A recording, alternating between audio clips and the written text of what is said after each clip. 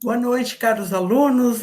Mais uma semana estamos aqui com vocês para a nossa aula.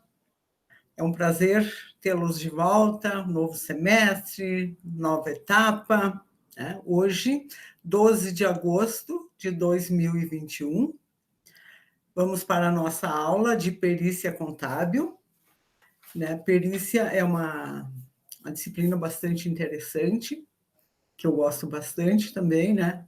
E vocês também vão gostar, com certeza. Tá? Então, tem algumas coisas que a gente vai definir já no começo dela, né? Que a gente precisa conhecer, e a gente vai definir as atividades também, inclusive, que serão feitas, tá? Sempre respeitando o calendário da universidade. Nós temos trabalhos, um trabalho, 2 avaliações, né? As avaliações serão presenciais. O trabalho eu vou passar para vocês pelo Unimestre, né? Mas, enfim, nós temos a nossa disciplina. Espero que vocês gostem, porque eu sou uma apaixonada por perícia contábil. Se vocês me perguntarem se dá trabalho, dá muito trabalho, muita leitura também, né? Mas é agradável. A gente precisa estudar bastante, precisa conhecer bastante leis, né? Precisa manter a imparcialidade, quando a gente está fazendo a perícia, né? Porque a gente está trabalhando sempre com questões que são muito delicadas, que não é por nada que vem para o perito, tá? Então, é sempre um processo bem minucioso. Mas eu vou, assim, hoje, não fiz PPT para passar para vocês, eu vou dar um apanhado do que nós vamos ver durante o semestre todo, tá? Então, assim, eu gostaria que vocês acompanhassem, que vocês fizessem leituras complementares, porque essas leituras é o que vão dar o embasamento para vocês chegarem na aula e terem argumentos, né? Terem arguições para chegar com o professor e terem as curiosidades de vocês ou as dúvidas de vocês, elas precisam ser sanadas aqui. Este é o momento em que a gente vai sanar as dúvidas, e não o momento onde a gente vem só buscar só esse pouquinho de conhecimento, tá? Se vocês ficarem com perícia contábil só com o que é passado nas horas de aula, eu lamento informar vocês. É impossível vocês serem peritos um dia. Né? Impossível. Porque aqui nós temos o caminho, somente a direção dos caminhos para vocês. Como vocês vão trilhar esses caminhos depende de cada um de vocês. Como eu disse, é um caminho árduo, mas eu amo este caminho árduo de perícia contábil. É uma das que eu mais gosto de fazer na minha área, é fazer perícia contábil. Então, assim, eu não posso ensinar vocês tudo que uma perícia pede, o que exige de conhecimento para uma perícia. É impossível. Eu faço perícia desde 2012 e eu estou aprendendo sempre. Mas, para mim, poder chegar a me cadastrar para ser perita judicial, que eu sou perita judicial, tem que estudar muito, tive que estudar muito e tive que me manter estudando muito para mim poder estar competindo, porque o mercado é competitivo. Como qualquer outra profissão, o mercado é competitivo. Então, você tem que estudar muito. Tem que conhecer muito matemática, muitas leis, interpretação de texto, principalmente. Você tem que interpretar o que eles estão dizendo, conhecer a linguagem do direito, tem que conhecer muito bem essa linguagem técnica, o que eles estão dizendo, né? Então, por isso que eu digo, tem que conhecer a linguagem do direito. Então, são coisas muito básicas, tá? Não é muita coisa também, muito básico. Matemática, português, porque é a interpretação de texto, o que mais que eu tinha falado? A legislação,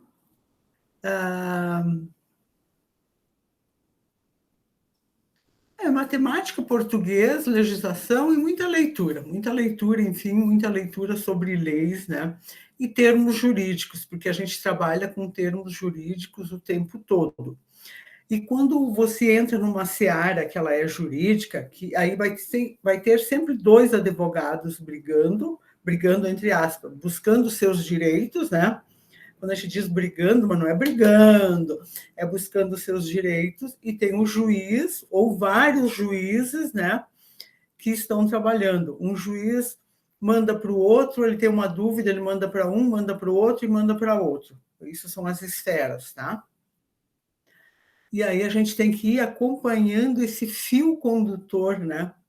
Tem que ir acompanhando todo o processo, todo o desenrolar do fio. Tem que pegar bem o fio da meada no começo do processo, para saber o que é que eles estão discutindo que eu digo, buscando, né? O que é a parte, o que o executando ou o executado estão, né? Está acontecendo, o porquê que o executado ou, né, o exequente está buscando tal situação. Então tem que buscar muito bem esse amarrado tem que interpretar muito bem o começo do processo. Conhecer o que é que eles estão buscando e o que é que eles estão brigando, literalmente, tá? Se você conhece bem isso dali, o processo fica fácil. Agora, quando você não entende o que é que eles estão brigando lá nas primeiras 30, 40, 50 páginas, o porquê que está acontecendo aquilo, não adianta você querer ir adiante com o processo, porque você vai precisar entender. Eu, quando estava começando com perícia, eu tinha uma ânsia de ler todo o processo. Eu vou lendo, depois eu vou entendendo, eu vou lendo, depois eu vou entendendo. Aquela angústia assim, depois eu entendo, depois eu entendo. Gente, não foi por ali. Aonde eu comecei a me dar bem com os processos foi quando eu parei. Não, eu preciso entender a causa que está sendo questionada neste momento. Porque, às vezes, os advogados têm, por natureza e por formação, eles são prolixos, né? Eles são prolixos. Eles fazem um festival para contar uma determinada coisa, um determinado assunto, tá? Ou para relatar um determinado assunto. Mas isso é parte da formação dele. Nós, na área de contabilidade, somos muito técnicos, muito pragmáticos. 2 mais 2 é 4 e ponto. E para eles, 2 mais 2 nunca é 4. Pode ser 5, pode ser 6, pode ser 8, pode ser 10, né? Nesse sentido que eu quero dizer. Então, eles são prolixos, né? Eles dão a volta no mundo para chegar aqui num pontinho onde nós, contadores, escreveríamos com 2 ou 3 páginas. Eles escrevem 20, 30 páginas, nós escreveríamos em 2 ou 3 páginas. Tanto é que teve uma época que eu tinha um processo que tinha 30 volumes. 30 volumes são eu até vou pegar aqui.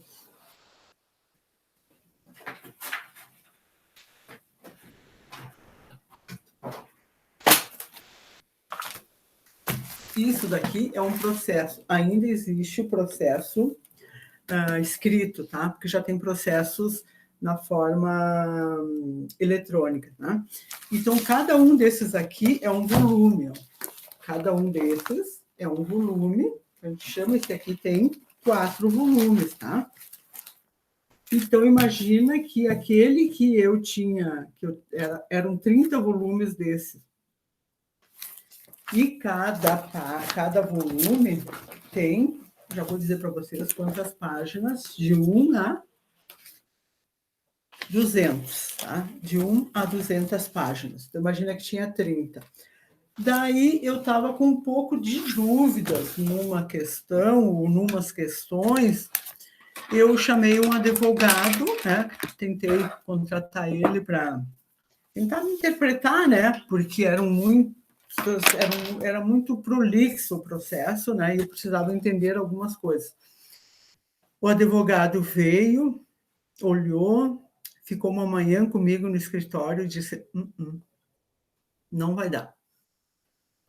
Ele disse assim: meu Deus, como nós advogados escrevemos tanto e você precisa de pouco para fazer o teu trabalho, mas eu não vou encarar isso aqui porque eu não vou conseguir te ajudar.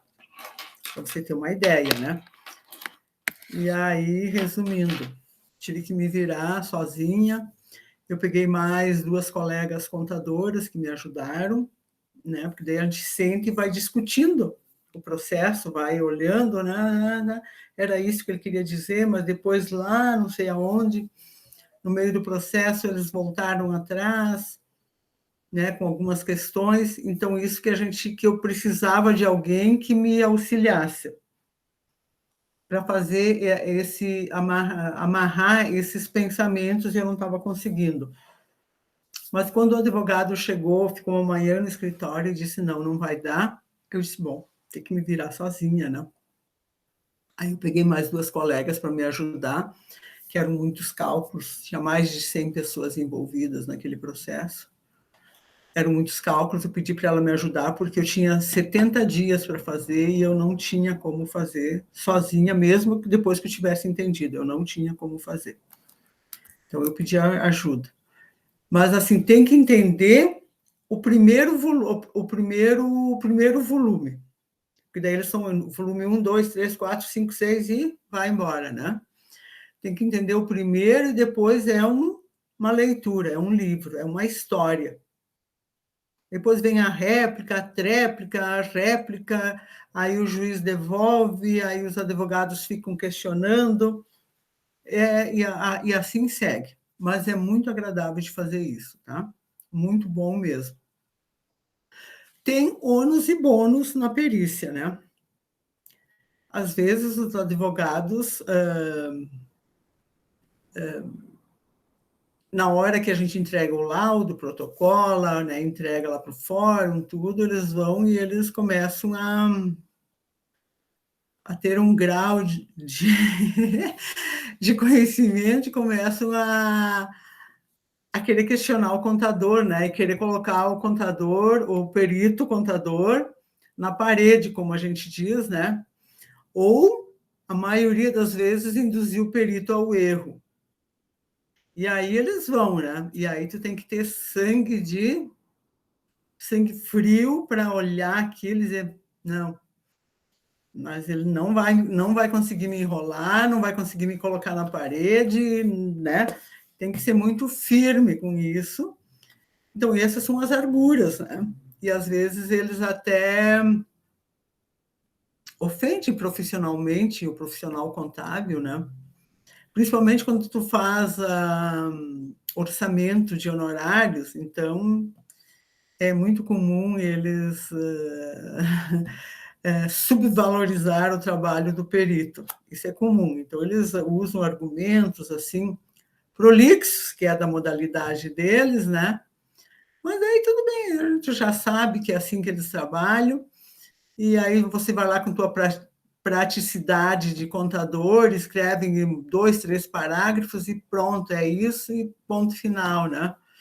É muito objetivo. Então, assim, essas são algumas das arguras, né? E a outra argura é que a gente só recebe quando o processo acaba, em alguns casos, né? Principalmente quando é assistência judiciária gratuita. Ou seja, aquelas pessoas que comprovam que não têm condições de pagar advogado, de pagar perito, de pagar advogado, essas coisas, né? Então, eles têm o Estado paga. E daí, uma dessas as perícias, elas têm uma tabela. E indiferente se for um volume ou 10, se a assistência judiciária gratuita é R$ 400 o valor. Você só recebe quando o processo acabar, ou seja, quando for julgado, quando der por encerrado. Às vezes a gente recebe com correção, às vezes não, né? Então, isso porque é o Estado que paga, tá?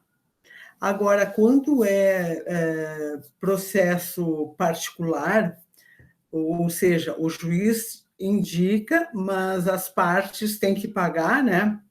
Ou uma das partes ou as duas partes precisam pagar, daí é diferente. Daí, assim que o perito acabar o processo, que ele não tem, né, que o juiz acatou os cálculos, que as partes, né, não discutiram, não chegaram mais, que você provou os fatos verídicos ali, aí o juiz manda liberar o alvará para receber os nossos honorários do perito contador, né? Aí demora menos tempo, mas nunca menos de que um ano. Então, assim, essa é outra argúria, né, que a gente tem. Mas também tem a vantagem que você pode trabalhar em qualquer lugar, pode trabalhar em casa, pode trabalhar no teu escritório. Eu, ultimamente, estou ficando em casa para ler os processos, porque no escritório toca muito o telefone, chega gente, sai gente, entra gente, sai, e eles sempre querem conversar um pouquinho. Então, se você tem uma linha de raciocínio, você está lendo, você para. Sempre que você para, você quebra um pouco aquele raciocínio. Então, a gente vai perdendo um pouco, se dispersando e se gasta muito tempo com isso, para até você voltar a pegar o fio da meada de novo e aquelas anotações, né? Então, eu tenho preferido ficar em casa para ler, tá? Mas aí, enfim, aqui são um apanhado que eu tenho. E a outra coisa boa é que a gente precisa estar sempre atento à legislação, a gente precisa estar sempre lendo sobre leis, a gente sempre está atualizado com os termos técnicos dos advogados, dos juízes. Os juízes têm uma sumidade de termos, assim, de coisas que agora eu já estou acostumada, mas no começo eu tinha que andar quase que com um dicionário para tentar entender o que eles falavam. Mas agora está mais tranquila, né? Mas assim, é uma parte muito boa. Tá? Então, é uma coisa assim que você tem um dinheiro para receber, não sabe quando recebe. Mas para você, antes que eu esqueça, eu não sou perita de empresas, de nada, eu sou perita judicial. Então, quem me indica para fazer perícia é o juiz.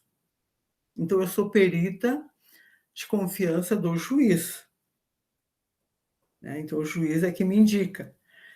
E nessa condição de perito judicial, eu tenho que ser 100% imparcial. Eu não posso ser, como a gente diz, torcer para nenhum dos lados. Eu tenho que ser 100% imparcial. Porque baseado no meu cálculo, baseado nas minhas informações, no meu laudo que eu fizer, o juiz poderá tomar algumas decisões. Ou toma as decisões, porque é por isso que eles encaminham os processos para um perito, tá? Porque o juiz não tem conhecimento de tudo, ele não tem conhecimento de contabilidade, de cálculos, então você tem que. Ele conhece muito bem leis, direito civil, penal, crime, enfim, o que for, né? Mas na parte contábil, ele não conhece.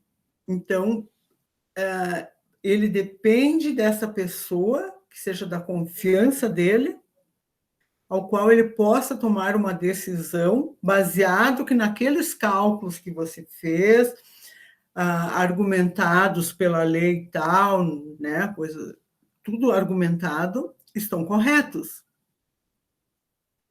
E aí tem os advogados que vão estar questionando sim ou não. E aí tem os peritos, que são peritos das partes. O que é? As partes também podem contratar um perito particular. Se eles acharem por conveniente ou quiserem, eles podem contratar um perito particular. Então, tem, no caso, eu, que sou a pessoa a perita do juiz, e as partes podem, cada uma delas pode contratar um, se elas quiserem, né? Depende delas, é custo delas. O meu custo é diferente do que o custo que os peritos né, das empresas ou das pessoas têm. Sabendo que quando é contratado assim, né, que mesmo sendo indicada pelo juiz e que as partes têm condições de pagar, não tem assistência judiciária gratuita, tá? Então, eles têm que pagar mesmo. E eu sempre peço 50% de depósito judicial, né? Que, na verdade, esse depósito seria para me ajudar, para me manter, enfim, né? Mas os depósitos ficam de forma judicial depositados. Está nos processos a cópia do meu depósito de 50%, mas eu não posso pegar. Está lá depositado, eu não posso fazer jus dele, né? Mas para mim poder pegar esses processos que são pagos, né, que a gente pode fazer um valor, aí vamos dizer, quanto você cobra? Depende do que tem para fazer, depende do processo, depende do que vai acontecer, depende de quanto envolto de dinheiro nesse processo, depende do grau de dificuldade, né? Mas para mim chegar num processo bom desses, eu tenho que fazer muitos processos desses de R$ 400, mas muitos. Eu passei quase 2 anos fazendo processos de R$ 400. Na época era 198, em 2012. Eu me formei em 2001 em contábeis, 2011, 12. Eu acho que em 2010 eu me cadastrei, eu consegui me cadastrar. Em 2011, começo de 2012, que começou a entrar processos para mim. Eu trabalhei quase que 2 anos só com processos assim desses AJ que a gente diz, né? Para depois entrar um que outro muito bonzinho. E hoje já está assim, entra 2, 3 ruins, desses de gratuito e um bom. Então já tá melhorando, já melhorou, está bem bom. Fiz um orçamento agora esses dias também fantástico. Mas vamos ver se dá certo, né? Então, essas são algumas das argúrias que a gente tem, mas eu preciso passar alguma coisa de teoria para vocês também, né? Então, nós vamos também, durante esse semestre, nós vamos ver que nós temos a legislação dos peritos contábeis, né? As normas brasileiras de contabilidade, a gente precisa conhecer muito bem elas, né? E uma delas é a NBC PP01, que é uma norma muito importante, vocês precisam conhecer muito bem, né? Nós também precisamos definir, né, o que é perito contador. Aí você só pode perguntar, um técnico contábil pode ser perito contador? Não, de jeito nenhum. Ele até pode fazer uma perícia se uma das partes requisitar, ele pode fazer, mas ele não pode ser perito judiciário nem perito contador, tá? Não pode assinar laudos judiciais. Ele pode ser das partes só. E aí, todo perito, já diz perito contador, tem que ser formado em ciências contábeis e contador, passar no CRC, tá no seu conselho, estar em dia com as anuidades, tenha tantas horas complementares para fazer por ano, ter todas essas horas feitas. Tem as horas complementares que dizem horas de estudos, né? Eu, por exemplo, como eu dou aula, eu tenho tantas horas como aula que são horas de aperfeiçoamento, né? Então, isso são alguns requisitos, né? Aí o perito oficial do juiz é aquele que é feito um cadastro no fórum, que eles fazem uma análise desde o teu currículo, desde a tua formação, desde as tuas notas na universidade. Se você não tem processos, né, tu não pode ter nenhum processo contra você. Se você tem todas as negativas, né, que precisa, no caso, não tá no Serasa, não está no Cadim, não tem problemas com a Justiça Federal, não tem problemas com policiais, né? Todas as questões, todas as negativas, se votou, né, se tem né, as negativas, como é que a gente diz, se está regular com o título eleitoral, não ser fugitivo, ser brasileiro, tem todas essas questões que são necessárias para ser perito do juiz. Agora, para ser perito de uma das partes, nada disso que eu falei é necessário. Tá? Sim, precisa ser um bacharel em ciências contábeis ou um técnico em contabilidade para ser um perito de uma das partes, ou para ser perito assistente. Normalmente, as partes indicam o perito assistente. Esse perito assistente é aquele que, já no próprio processo, diz que tem que acompanhar o perito contador, o perito do juiz, na elaboração dos cálculos. Imagina eu aqui com esses quatro volumes, o perito aqui do meu lado, eu lendo e ele olhando e eu lendo, né? Aí eu me nego de fazer isso, me nego. Aí o que eu faço? Depois que eu terminei de ler o processo, que eu já tenho ele todo desenhadinho, que eu sei tudo, que eu li tudo, eu comunico o perito assistente que dia tal, hora tal, eu vou estar fazendo os cálculos. E que no processo pede para ele estar junto. Aí eu não vou ficar marcando um horário que ele, bom, o problema é teu. O horário que eu, como perita, vou trabalhar é esse. Você é o perito assistente, eu estou te comunicando, claro, eu não vou dizer isso para eles, né? Mas a minha obrigação, porque daí vem o telefone dele, e-mail, enfim, de comunicar a ele o dia que eu vou estar fazendo a perícia contábil, né? Então, eu comunico isso, e depois, quando eu estiver fazendo o laudo ou o relato para o juiz, eu vou dizer, olha, o perito foi comunicado, o perito assistente foi comunicado no dia tal, por e-mail, por telefone, ele compareceu e acompanhou todos os cálculos. Ou também não. Também tem ao inverso, foi comunicado no dia tal, foi mandado e-mail, foi telefonado, foi tal, né? Ficou de comparecer ao escritório e não compareceu. A gente é obrigado a relatar se compareceu ou não compareceu. Também com essa questão de, não só agora da pandemia, mas antes também, tem muitos processos que são de outras cidades, longe da minha cidade, de outros estados, e aí tem um perito assistente indicado. O perito assistente não vai se deslocar da cidade dele para vir até o meu escritório, e às vezes eu demoro 2, 3 dias para fazer os cálculos, e ele vai ficar em hotel 2, 3 dias.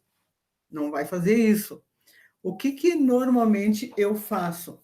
Nós conversamos, fizemos as videoconferências, né? Conversamos, né? Aí eu faço os cálculos e encaminho para ele. Depois que os cálculos estão feitos, que ele teve um prazo para se manifestar, a gente volta a conversar e a gente começa a discutir as questões, os entendimentos meus e dele. E aí a gente começa a ver, não, realmente o teu entendimento então realmente é isso. Mas sempre são fatos que no momento que o perito assistente veio a trabalhar junto com o perito do juiz, ele não tem como ficar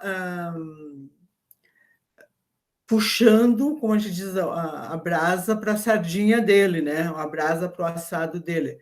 É aqueles fatos. O fato é esse, nós temos que trabalhar assim. Porque se ele não concordar comigo, ou eu posso estar errada, já aconteceu várias vezes de eu interpretar uma questão mal e não era aquilo realmente, né? Ele tem que fazer um laudo à parte depois. E aí, como é que ele vai dizer que, né? Como é que ele vai dizer que o cálculo dele deu tanto e o meu deu tanto? Se ele acompanhou toda a perícia. Por que o cálculo dele deu diferente do meu? Por que a resposta dele é diferente da minha? Então, vocês vejam, porque ali na hora daí é bem complicado. E se a gente omitir informações, algumas coisas, a gente pode sofrer sanções, né? Então, esse que são as principais diferenças, né, do perito do juiz e o perito assistente. Também, se a gente não fizer alguma, né, insistir, permanecer sempre no mesmo erro, o juiz também pode te destituir do cargo de perita daquele processo e, dependendo da gravidade, ele pode te tirar da lista de peritos do fórum, né? E aí tu fica sem processo. Já conheço muita gente que entrou assim, e como a gente pega processos, a gente lê tudo que tem ali dentro e a gente vê o que aconteceu com os outros peritos, né? E tá ali, é público isso, tá? Público que eu digo para quem vai até o fórum, para quem vai até lá. Eu, por exemplo, não posso mostrar para vocês aqui números de processo, não posso relatar o que está acontecendo aqui dentro, nada, tá? Eu até posso relatar alguns fatos, desde que eles não seja impossível de identificá-los. E nome de pessoas também, assim, jamais. Eu, por exemplo, fico na minha casa fazendo os meus processos, ninguém vê os processos, ninguém olha nada, fica tudo guardadinho, porque é uma coisa minha, porque eu sou a perita, isso aqui eu sou fiel depositária do processo e fiel depositária do que tem dentro ainda do processo, de guardar segredo do que está acontecendo dentro do processo. Então, essas são uma das principais, né? E daí, depois nós temos, depois de feito tudo isso, né? Que eu fiz o processo, que tinha o perito, o assistente, tinha o perito, tem que fazer o laudo pericial. O que é esse laudo pericial, meu Deus? Olha aí, já vem a prof com um nome diferente aí. O laudo é aonde você vai descrever o que aconteceu em toda a tua perícia, nos teus cálculos. Eu entreguei um processo ano passado, tinha 38 páginas de cálculos, né? Anexo 1, 2, 3, 4, porque tinha vários quesitos e cada quesito tinha cálculos enormes, planilhas de atualizações de 10, 12 anos, né? Então, isso forma-se, cada ano formava um anexo. Um anexo é o que a gente tem que colocar dentro, que é separado do laudo, né? Aí, imagina com 38 páginas de cálculo, você vai largar tudo aquilo lá, não tem, então tem que identificar. Por exemplo, o anexo 1 era cálculo de não sei o que, do ano tal, do dia tal ao dia tal. Pronto, grampei ali. O anexo 2 era correção monetária mais não sei o que, conversão da moeda do período tal ao período tal. Tá, e aí tu vai fazendo assim sucessivamente, né? Até que te deu as 38 páginas, imagina 38 páginas. E aí o meu laudo mesmo deu 3 páginas. O que é esse laudo? É um abstract, como se fosse um abstract de tudo aquilo. O que é um abstract de um livro? É tudo que tem lá dentro numa página, ou duas, né, que seja. E o laudo é isso. Então, numa linguagem culta, uma linguagem profissional, se faz esse laudo, se faz esse resumo de tudo que aconteceu dentro do processo, dentro daqueles cálculos, de forma resumida. Eu posso dizer que lá no anexo 15 deu tantos R$ 1.000, né? Conforme anexo 15 deu tantos R$ 1.000. E aí, se as pessoas tiverem dúvidas, elas vão lá no anexo 15 e olham, né, todos os meus cálculos, conferem, verificam, tudo isso, tá? Mas então eu vou dizer, deu R$ 10.000 conforme anexo 15. Então, da onde que saiu R$ 10.000 do anexo 15? Então, vai lá no anexo e verifica. E assim, todos as outras questões que tem. Então, é o resumo, né? Esse é o laudo, né? Então, e aí, isso, o perito é que faz o laudo pericial. O perito é a pessoa que faz o laudo. O perito é o perito do juiz, tá? E os demais fazem pareceres técnicos. Os assistentes, né, o assistente de perito faz um parecer técnico. Então, o perito dá um laudo, que é o documento oficial, né, carimbado, assinado, timbrado, e o assistente de perito é o que dá um parecer técnico sobre o que aquele apanhado que aconteceu, e ele pode dar um parecer em cima do meu laudo, mas ele não pode contestar meu laudo, porque se ele acompanhou, ele não contesta. E se ele contesta, se eles me mandarem de volta o processo, eu vou questionar o assistente e vou dizer: por que você está contestando se na hora você acompanhou a perícia? E aí cabe ao juiz o que ele vai fazer, né? Então, ele não contesta, o parecer dele não contesta. Ele pode dar um parecer que depois ele analisou bem e realmente, mas ele tem que explicar muito bem, porque senão daí eu faço a vez do advogado, né? Como te diz outro, tiro a tamanca e daí sai de baixo, né? Aí nós temos uma outra questão que é o código de ética. Este você já deve ter falado, estudado sobre ética, né? E sabe muito bem do quão importante essa disciplina é, não só na perícia, em tudo, mas principalmente na perícia. É sigilo absoluto, porque dentro de um processo tem fotos de tudo que vocês possam imaginar. Tá? Quando eu digo de tudo que vocês possam imaginar, cabe a cada um imaginar o que quiser, dentro de um processo. E aí, vocês já imaginaram eu falar o nome de uma pessoa e dizer que tipo de foto tem no processo? Não, né? Eu estou fazendo a minha parte, está ali no processo, é meu trabalho, e aí a gente não fala nada e não fala também o que está acontecendo nos processos. Também eu não vou contar para ninguém, olha, tem um processo do fulano, de Beltrano, que eles estão fazendo isso, estão fazendo aquilo. Não. Isso é sigilo absoluto. Tá? Ninguém vai saber nada disso, que eu estou com o processo.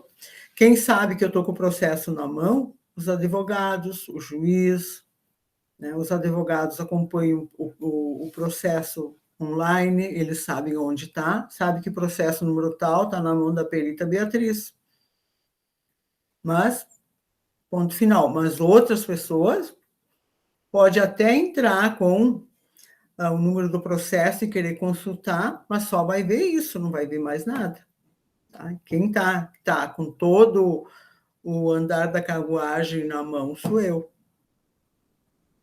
Semana passada eu entreguei um laudo, não, entreguei um orçamento de uma perícia que o patrimônio passava de 30 milhões.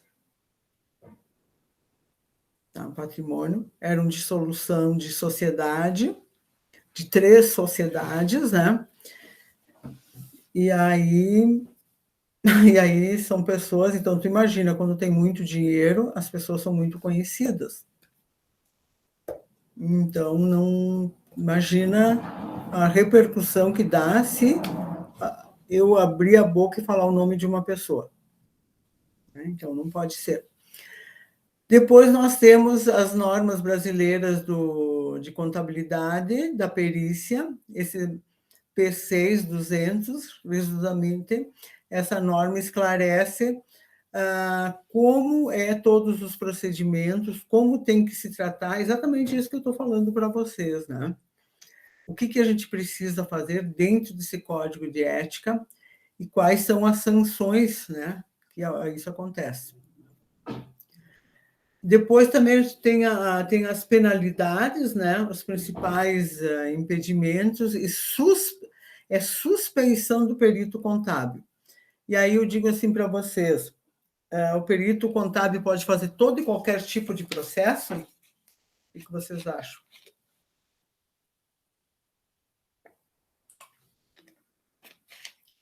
Não, né? Tem momentos que o próprio perito vai ter que dizer: olha, eu me declaro incapacitada para fazer o processo. Não é feio. Feio é pegar e fazer e não saber fazer nada. Isso sim é feio, tá? E a suspeição é parentes, né? Tem modalidades que a gente não pode fazer para familiares, perícia, né? A gente não pode fazer para uma empresa que a gente trabalhou nos últimos 2 anos. A gente não pode fazer perícia. Não pode fazer para amigos, pessoas declaradas amigas. A gente não pode fazer. Tá? Conhecido é uma coisa, agora amigos não. E aí, isso são as suspeições. A gente não pode fazer, tá? É proibido. Isso é proibido a gente fazer. E tem o código também que não permite isso. Agora, mas o juiz me indicou. O juiz não tem a obrigação de saber quem são teus parentes, quem são teus amigos. Ele não tem. Você tem que se declarar incapaz de fazer aquilo e explicar o porquê.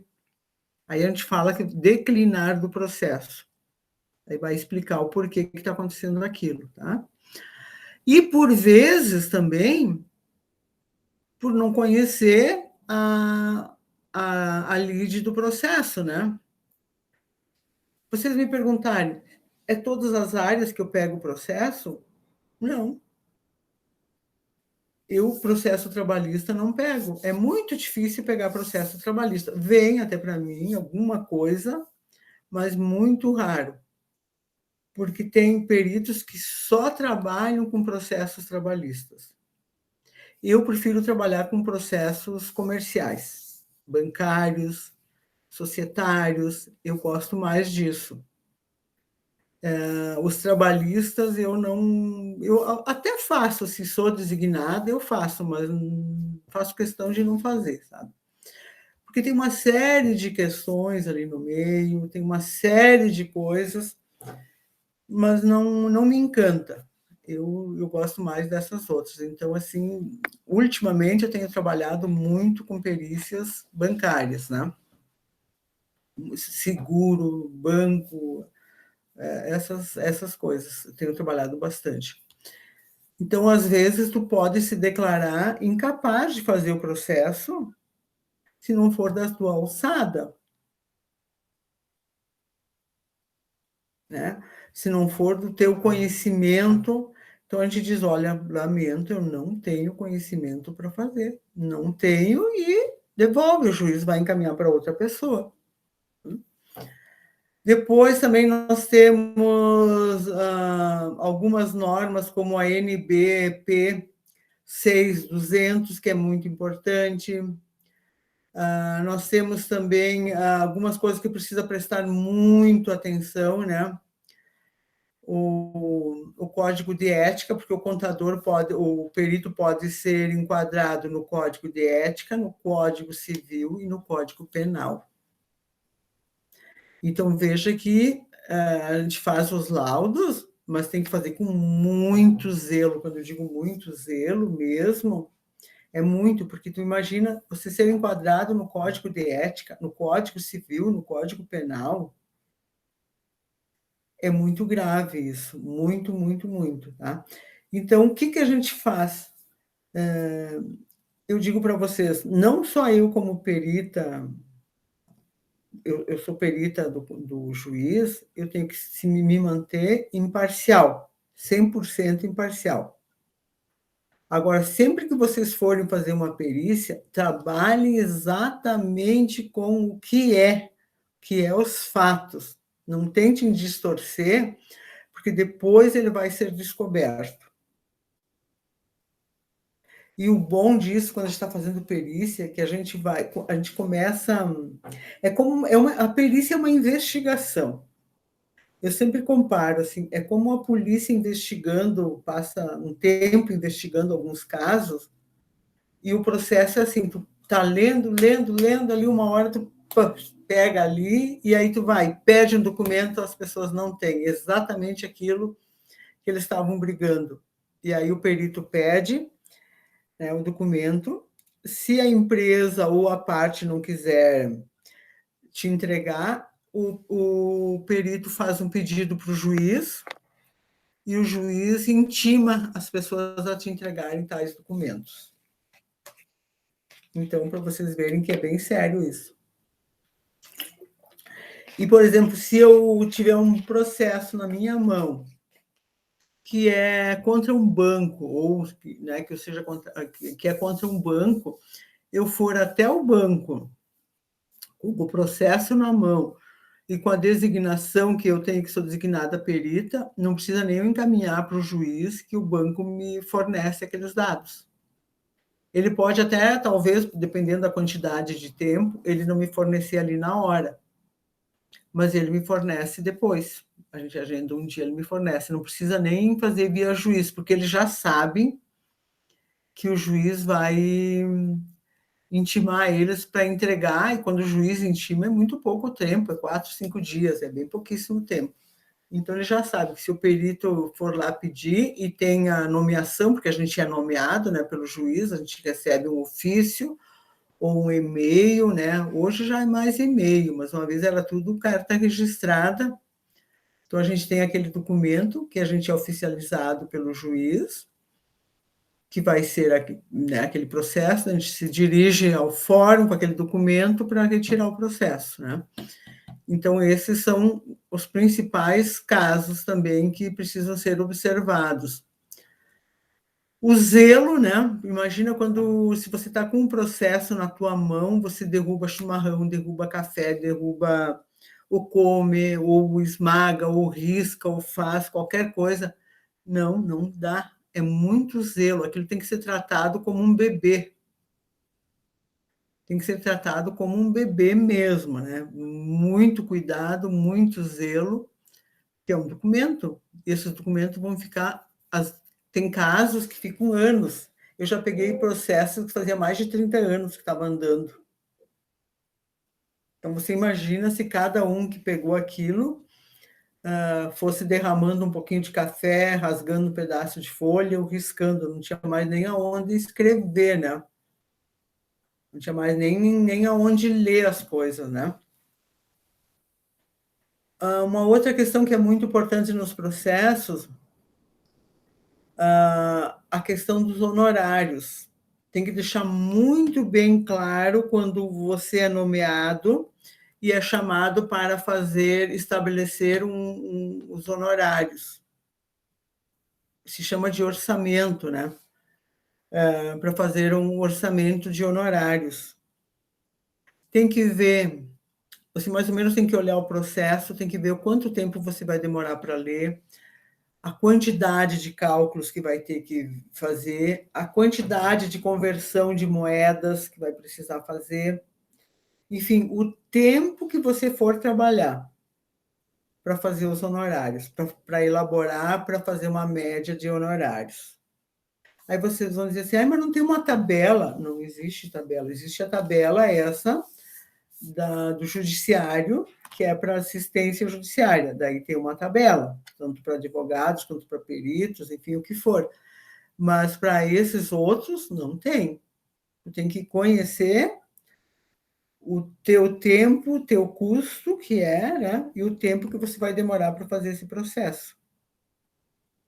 Baseado nessas informações todas é que você vai fazer o orçamento. E por experiência minha também, que eu tenho, que eu já falei, que eu vou sempre citar algumas experiências, estabeleço em salários mínimos um valor X e que equivale a tantos salários mínimos. Porque se demorar 2, 3 anos aquele valor para vir, Imagina como vai ficar. E já me aconteceu. Já me aconteceu. Depois que aconteceu aquilo, eu tentei pedir a correção, disse que eu não tinha pedido. Então, hoje, já de um tempo para cá, eu coloco o valor em reais, equivalente a tantos salários mínimos, ou corrigido pelo indicador, né, que é oficial, do IGPM, na data do pagamento. Mas os 50% que eles depositam em juízo, eu já peço que fique rendendo ao menos o juro de correção da poupança. Já coloco tudo na hora de fazer meu orçamento.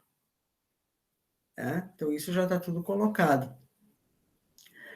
E assim nós temos uma série de outras questões que nós vamos ver durante o semestre, né? Nós vamos trabalhar bastante sobre cálculos de amortização, nós vamos trabalhar o sistema SAC, o Price, os três sistemas, o SAC, o Price.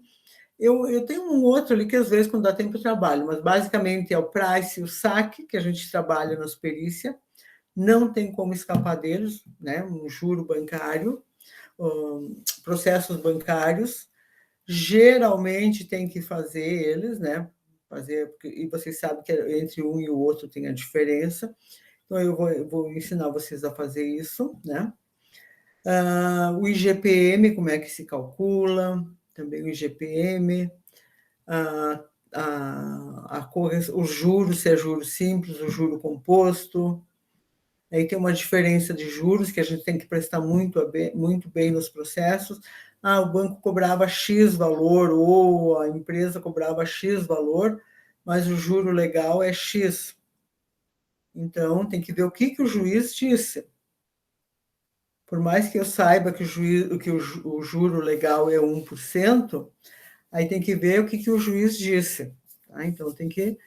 E no momento que tu vai fazer o laudo, se tem alguma coisa que você acha que pode ficar te questionando ou as partes te incomodando, você vai dizer, ó, conforme a página tal, o juiz falou, né, e copia o trecho que o juiz colocou, exatamente, e diz, olha, isso, por isso, tá? E ok? Então, manda a briga para o juiz, os advogados e as partes. Você tira a tua questão de dúvidas. Mas o juro legal é 1%. Mas o juiz disse que aquele juro de 1,2 podia ser cobrado, ok? Mas eu fiz o cálculo de 1%. Não, né? Aí a parte da outra vai dizer, não, mas olha que daí vão dizer como é que eu vou dizer? Eu passei por cima das ordens do juiz e que o juiz estava pedindo para calcular em 1,10 e eu calculei a 1%. Então, por isso que tem que ver, né? Tem que ver o que o juiz diz. Por mais que você saiba que o juro legal é 1%, tem que ver o que o juiz diz. Se vai manter o juro de 1%, se vai manter o juro de 1,10, se vai manter a atualização por qual indicador? IGPM, INPC, ou qual indicador? Se o juro é simples, se o juro é composto. Então, todos esses detalhes precisam estar muito bem atentos na hora de elaborar um cálculo, certo? E daí, quando vocês forem fazer o laudo, olha, só um pouquinho. Quando vocês forem fazer o laudo tem que ser muito objetivo, mas muito objetivo mesmo. Lembra que eu disse, tinha 38 páginas. Eu vou fazer um laudo de 10? Não, eu tenho que ser muito objetivo, assim, frases curtas, concisas e precisas. Objetividade. Aí, um rigor tecnológico, aquilo que eu digo, aquele rigor tecnológico, eu não vou escrever para você, juiz, para você. Não, para o senhor juiz, para o senhor advogado, para o senhor fulano de tal, para o senhor. Então, um rigor tecnológico, as palavras, as correções, os acentos, né? A concordância verbal, pelo amor de Deus, muito importante, uma concisão, né, naquilo que você está falando, as argumentações, né, por exemplo, se o juiz pede, perito tal, por favor, explique por que aconteceu isso. Tem que ser muito conciso, dizer, conforme a lei o tal, isso, na área de contabilidade acontece por isso, por isso, por isso. Ponto. Não precisa ficar justificando mais nada, né? E a exatidão. A exatidão é isso? Eu acho que não é. Eu acho que não é, ninguém acha nada, né? Tu não pode responder sim ou não. Esse cálculo está correto? Sim. Mas sim por quê? Por isso, por isso, por isso, por isso, né? Não está correto por isso, por isso, por isso, porque foi usado um juro tal, porque isso, porque aquilo, tá? Então tem que ser muito claro quando se faz isso daqui, né? E as normas de contabilidade, como eu disse, vocês têm que estudar todas elas, tá? Então, aqui nessa disciplina de perícia, vocês vão ter um misto de português, de matemática, de legislação, de direito, de interpretação de texto, de ética, vão ter que reportar ao código de ética, vão ter que ver os princípios contábeis, por que isso está acontecendo, não está. E muitas vezes também a gente vai precisar utilizar literatura, referencial teórico, porque eles pedem ainda para referenciar tal situação, né? Então, o que a gente faz? Tem os livros contábeis, né, que tem as leis, né? A gente diz, conforme o autor tal, como se vocês estivessem literalmente fazendo um TCC. Vão relatar o que aconteceu. Ou conforme as normas de contabilidade, e isso acontece por isso, por isso, por isso. Ok? Eu fiz um processo um dia que eles estavam pediram uma avaliação de uma empresa, fundo de comércio da empresa. Fundo de comércio de uma empresa que era uma titica, né? E aí, para avaliar fundo de comércio, tem uma série de requisitos que precisam ser usados. Fazer avaliação de fundo de comércio, vários. Aí eu elenquei os principais requisitos que são contábeis para fazer uma avaliação de fundo de comércio. Ok? Aí, eles queriam as ações da empresa. Aí eu fui ver, uma empresa limitada, não tem ações na Bolsa de Valores. Aí tive que ir lá na literatura das SAs para ver o que quais são as empresas que têm ações na Bolsa de Valores, tive que citar, tive que exemplificar tudo isso, né? E fui concluindo, fui fazendo todos os itens, o porquê que eles não atendiam, o porquê que era impossível de avaliar, fazer a avaliação de fundo de comércio da empresa, por esse item, porque está faltando isso, isso não tem, conforme a literatura, e assim foi indo, foi justificando, né? Então, são essas questões que precisam ser observadas muito e que a gente vai ver ao longo da nossa disciplina, tá? Aí, como eu já tinha falado para vocês também, né? A legislação civil, ela diz que nós, profissionais de contabilidade, temos responsabilidade e penalidade, e podemos sofrer penalidades se a gente for exercer a função de perito de forma ilegal, imprecisa e sem respeitar todas essas questões que eu já falei ali para vocês também, né? Então, essas são algumas das questões que a gente vai ver. Também eu vou ensinar vocês a fazer o laudo, é claro, né? Só que para vocês fazerem o laudo, vocês terão que fazer alguns cálculos, eu vou dar alguns exemplos para vocês, eu vou dar,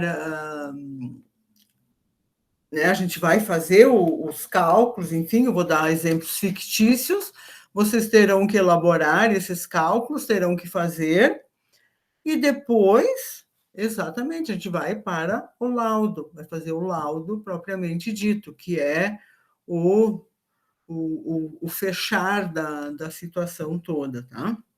Então, lembrando que sempre que vocês assinam o laudo, ele tem que ter no começo tem que ter a identificação de vocês, sempre nome, CPF, CRC, endereço residencial e o telefone. Em cada laudo que vocês fazem, tem que ter esses dados obrigatoriamente. Tá? E depois, no final, tem que ter o nome de vocês, CRC e perito do juiz, tem que estar identificado ainda perito do juiz, assinado e carimbado e protocolado no fórum. Então, essas são algumas das questões, né? Mas, enfim, que eu vou passar bastante para vocês e a gente vai trabalhar bastante em cima desta parte, tá? Eu tenho para dizer para vocês também que as questões, e que eu gostaria muito que as questões vocês viessem para a sala de aula, para a nossa aula virtual, já com essas questões, com essas dúvidas para a gente interagir, para nós irmos trabalhando bastante em cima disso, que é ali onde tem o crescimento de vocês. Porque se vocês vierem para cá sem nenhum conhecimento, sem nenhuma leitura, fica muito difícil, tá bom? Então, como eu não tenho ninguém assistindo a aula aqui, e lembrando a vocês que vocês vão escutar essa gravação depois, vocês precisam ter 75% de presença. O que é presença? Estar aqui assistindo a aula. Não é mais como no semestre passado, que vocês ficavam em casa, podiam não assistir nenhuma aula e depois assistiam as videoaulas. Não, vocês terão que assistir às aulas, acompanhar elas, 75%, e a gravação é um auxílio somente, tá? E lembrando que a aula, ela fica produtiva e multiplicamos o conhecimento quando vocês estão em sala de aula, quando vocês estão compartilhando esse conhecimento, trabalhando aqui comigo, tirando as suas dúvidas e trocando informações com os próprios colegas, tá? Esse é o momento de maior crescimento. Fora disso, é complicado, tá? Então, fica complicado, fica praticamente improdutivo. Então, eu convoco vocês para que na semana que vem vocês estejam todos aqui comigo e venham com algumas questões para a gente já ir discutindo, tá? Isso não é discutindo, para nós começarmos bem a aula, tá? Então, eu tenho para dizer para vocês, assim, que foi um prazer estar aqui novamente. Eu deixo um abraço no coração de vocês para quando vocês forem assistir a aula, tá? Tchau, tchau.